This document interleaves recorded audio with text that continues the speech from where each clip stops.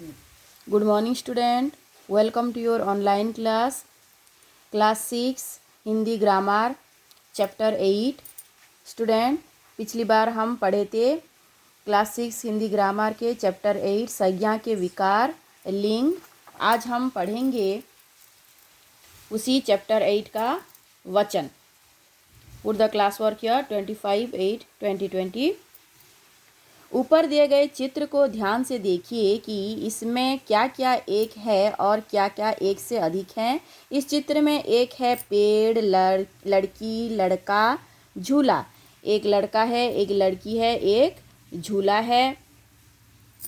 एक से अधिक हैं तो फूल एक से अधिक हैं, तितलियां एक से अधिक हैं, चिड़िया भी एक से अधिक हैं. एक और ज़्यादा की संख्या ही व्याकरण में वचन कहलाती है. तो वचन दो प्रकार के होते हैं, एक वचन और बहुवचन.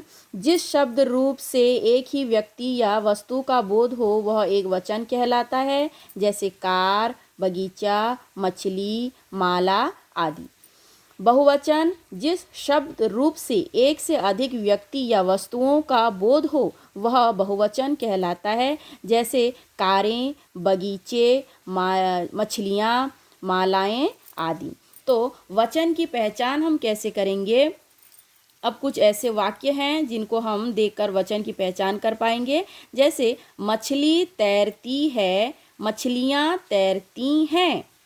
फूल खिला है, फूल खिले हैं. वह सुंदर है, वे सुंदर हैं. यहाँ पर पहला वाक्य जो है ये सब एक वचन में है और दूसरे वाक्य सब बहुवचन में लाए गए हैं. तो ऊपर युक्त वाक्यों में मछली से मछलियाँ, संज्ञा, खिला से खिला है से खिले हैं क्रिया, वह से हैं वे सर्वनाम. तो बहुवचन में प्रयोग किए गए. स्पष्ट है कि संज्ञा, सर्वनाम, क्रिया से एक वचन या बहुवचन पहचाने जा सकते हैं. तो यहाँ पर जो मछली है संज्ञा है, यहाँ पर बहुवचन होने से मछलियाँ हो गए. खिला जो क्रिया है, खिले तो बहुवचन हो गए. वह है सर्वनाम, बहुवचन में हो जाएंगे ये वे. तो हम क्या जाने, संज्ञा, सर्वनाम, क्रिया से एक वचन या बहुवचन की पहचान की जा सकती है. वचन की पहचान संबंधी महत्वपूर्ण बातें.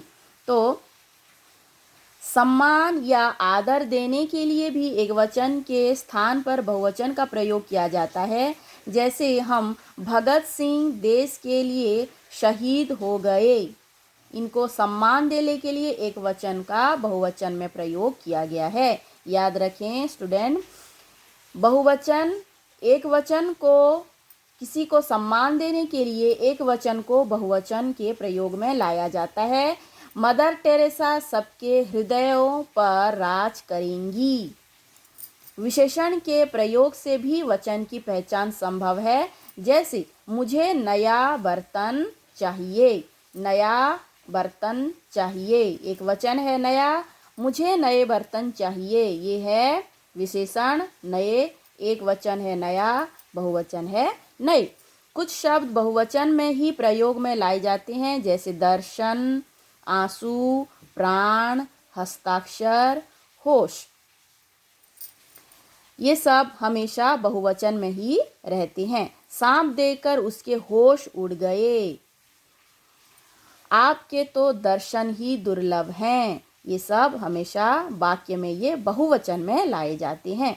वर्षा, घी, दूध, सत्य हमेशा एक वचन में ही प्रयुक्त होते हैं, अर्थात द्रव्यवाचक संज्ञा सदैव एक वचन में ही प्रयुक्त होते हैं, जैसे वर्षा होने लगी, दूध गिर गया. ये सब हमेशा एक वचन में ही प्रयोग में लाई जाते हैं. व्यक्तिवाचक तथा भाववाचक संज्ञाएं भी एक वचन में ही प्रयुक्त होते हैं, जैसे अशोक महान राजा है. अशोक किसी के नाम को बोध करा रहा है, ये है व्यक्तिवाचक संज्ञा.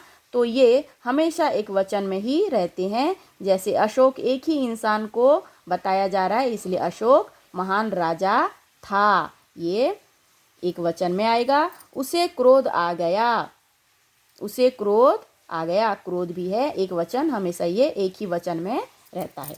वचन परिवर्तन, स्त्रीलिंग शब्दों में जैसे बाग बातें, नहर नहरें, आँख आँखें, पुस्तक पुस्तकें, सड़क सड़कें, रात रातें।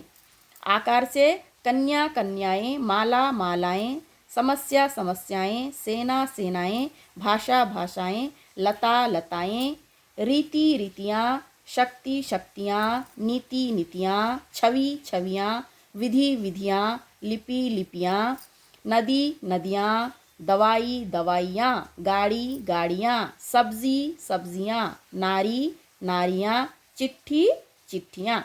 इस प्रकार एक वचन से इसको बहुवचन में लाए गए हैं। ये हैं स्त्रीलिंग के।